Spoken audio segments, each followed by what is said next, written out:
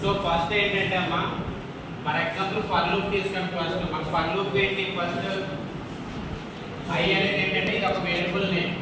So number sequence లో మనం use చేసినప్పుడు ఏంటంటే నెంబర్స్ యూజ్ చేసినప్పుడు రేంజ్ అనేది నేమ్ మ్యాండేటరీగా ఇవ్వాలి. ఫర్ ఎగ్జాంపుల్ మీరు అక్కడ యూజ్ చేసి స్ట్రింగ్ డేటా అనుకోండి, అప్పుడు ఏం చేస్తారు, ఫర్ ఈచ్ వాల్యూ అనేది ఏంటంటే ఇది ఒక వేరియబుల్ నేమ్. ఈచ్ వాల్యూ ఏంటి, స్ట్రింగ్ నేమ్. అక్కడ మీరు స్ట్రింగ్ ఆల్రెడీ ఎన్న నేమ్ ఇచ్చి సంథింగ్ నేమ్ ఇస్తే ఆ నేమ్ కి అసైన్ చేస్తారు, లేదా ఆ నేమ్ కి మీరు అసైన్ చేయొచ్చు. ఎప్పుడు మీరు ఫర్ లూప్ యూజ్ చేసినప్పుడు సీక్వెన్స్ ఆఫ్ స్ట్రింగ్ డేటా ఇచ్చినప్పుడు ఏంటంటే రేంజ్ అనే నేమ్ యూజ్ చేయాలి. అప్పుడు ఏం చేస్తారంటే ఈచ్ వాల్యూ అనేది ఇది ఒక వేరియబుల్ నేమ్. ఫర్ అనేది ఏంటంటే ఇవి ఒక రిజర్వ్డ్ కీవర్డ్స్. ఆల్రెడీ కీవర్డ్స్ మీకు ముందు క్లాస్ లో చెప్పాను కదా. ఈ రిజర్వ్డ్ కీవర్డ్స్ ఏంటంటే మీరు ఏదైనా సరే ఫస్ట్ ఈ ప్రోగ్రామ్ యూజ్ చేసినప్పుడు ఫర్ లూప్ యూజ్ చేసినప్పుడు ఏంటంటే ఫర్ అనేది మ్యాండేట్ గా ఇందులో యూజ్ చేయాల్సింది.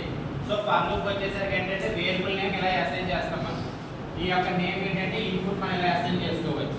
ప్రీవియస్ గా మనం అలా అసైన్ చేసుకున్నాం, యాక్చువల్ గా name equals to value assign చేస్తాం, అవును కదా. సో ఫర్ లూప్ వచ్చేసరికి ఏంటంటే మనం ఈ విధంగా కూడా ఇచ్చుకోవచ్చు, అవసరమైతే ఇలా కూడా ఇచ్చుకోవచ్చు. n equal to something name. ఆ డేటాని ఎలా కాల్ చేసుకోవచ్చు మనం ఇక్కడ for each value in range of. So range ఎప్పుడు యూజ్ చేస్తాం, నెంబర్స్ యూజ్ చేసినప్పుడు మాత్రమే యూజ్ చేస్తాం. అంటే ఇంటీజర్స్ డేటా ఉన్నప్పుడు మనం రేంజ్ అనే నేమ్ యూజ్ చేస్తాం.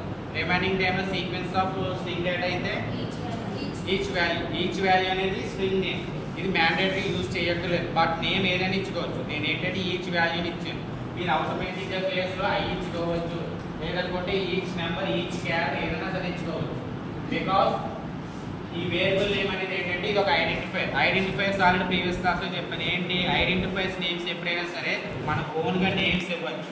త్రూ ఎలాగా సింటాక్స్ ఫాలో అవ్వాలి, ఎలాగా underscore special character use చేసుకోవచ్చు. Numbers capital letter small letters use చేయొచ్చు, but beginning line of letter లో మాత్రం నెంబర్ యూజ్ చేయకూడదు. చెప్పాం కదా. ఇది for example each underscore 1 2 3 ఈ విధంగా కూడా ఇచ్చుకోవచ్చు. Right or wrong? రైట్. ఎందుకంటే ఇది ఒక ఐడెంటిఫై. ఈ వేరియబుల్ నేమ్స్ అనేది క్లాస్ నేమ్స్ ఫంక్షన్ నేమ్స్ అన్నీ కూడా మనం ఇలా ఇచ్చుకోవచ్చు. అదే ఐడెంటిఫైస్ అనుకుంటాం. ఐడెంటిఫైస్ కీవర్డ్స్ రెండు మిక్స్ చేసి మనం ఇప్పుడు ఏంటంటే ఫర్ లూప్ యూజ్ చేస్తున్నాం. ఇది ఫర్ ఎగ్జాంపుల్ మనం యూజ్ చేసేది ఏంటంటే ఇంటిజర్ నెంబర్స్ యూజ్ చేస్తున్నాం. సో అందుకే for I in range of 2 ఇచ్చాం. సో 2 లోపల ఎన్ని నెంబర్స్ ఉన్నాయన్నది మనం ప్రింట్ చేయాలి యాక్చువల్గా. ఓకే. సో ఐ అనేది ఏంటి, ఇది ఒక వేరియబుల్. సో మనం ఓన్గా ఐడెంటిఫై చేసుకున్నాం, నెంబర్స్ ఇచ్చుకుంటాం కాబట్టి నేను ఐ అని ఒక వేరియబుల్ నేమ్ ఇచ్చాను. ఇన్ను ఫర్ అనేది ఏంటంటే కీవర్డ్స్. సో రేంజ్ ఆఫ్ 2 ఎందుకు ఇచ్చాం, సో ఇక్కడ మనం ఇంటిజర్స్ డేటా యూజ్ చేస్తున్నాం కాబట్టి రేంజ్ ఆఫ్ ఇన్పుట్ డేటా. ఈ ఇన్పుట్ డేటా ఇచ్చుకోవచ్చు కావాలంటే ఏ ఈక్వల్ టు 2, అవసరమైన మనం ఇక్కడ ఏ కూడా ఇచ్చుకోవచ్చు. సో ఇక్కడ మ్యాండేటరీగా మనం ఏంటంటే ఇన్పుట్ డేటాని వేరియబుల్ డేటాని 1 by 1 కాల్ చేస్తున్నాం. సో ఫస్ట్ ఆఫ్ ఆల్ ఇక్కడ మనం ఏంటి 2 ఇచ్చాం కదా. సో ఇనీషియల్గా ఐ వాల్యూ వచ్చేసరికి ఏంటంటే 0తో స్టార్ట్ చేస్తున్నాం. సో 0తో స్టార్ట్ చేసినప్పుడు ఎలా తీసుకుంటే first for I in range of అన్నప్పుడు ఇనీషియల్గా ఫస్ట్ ఐ ఈక్వల్ టు 0 తీసుకోవాలి.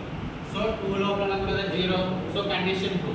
సో లోపలికి వెళ్ళినప్పుడు ఏమవుతుంది, ఆ లోపల ఇచ్చిన బ్లాక్ ఆఫ్ కోడ్ అయితే ఎగ్జిక్యూట్ అవ్వాలి.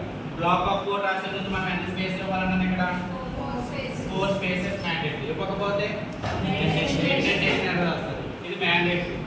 సో ఇక్కడ మనం ఏమి ఇచ్చాం, ప్రింట్ బ్లాక్ ఆఫ్ కోడ్ లో ఈ కండిషన్ 2 అయితే ఇన్సైడ్, అవుట్పుట్ ఏంటి ఇక్కడ outer plus string of I మనం ప్రింట్ అవ్వాలనుకుంటున్నాం. బట్ మనం ఇచ్చింది ఇంటీజర్ డేటా. ఒక ఇంటీజర్ డేటాని స్ట్రింగ్ డేటాతో మనం కాన్కాటినేట్ చేయగలమా, చేయలేము. మనం ఎప్పుడైనా సరే ఒక డేటాని కాన్కాటినేట్ చేయాలనుకుంటే అయితే 2 డేటా కూడా స్ట్రింగ్ డేటా ఇవ్వాలి. మనం ఇప్పుడు ఏం చేసాం, అవుటర్ డబుల్ కోర్సులు పెట్టాలంటే ఇదేంటి outer, it's a string data. But ఇక్కడ మనం ఐ అనేది రేంజ్ ఏంటి ఇక్కడ యాక్చువల్గా 0 అంటే ఇంటీజర్ డేటా. సో ఆ ఇంటీజర్ డేటాని మనం స్ట్రింగ్ డేటాలో కన్వర్ట్ చేస్తాం. అలా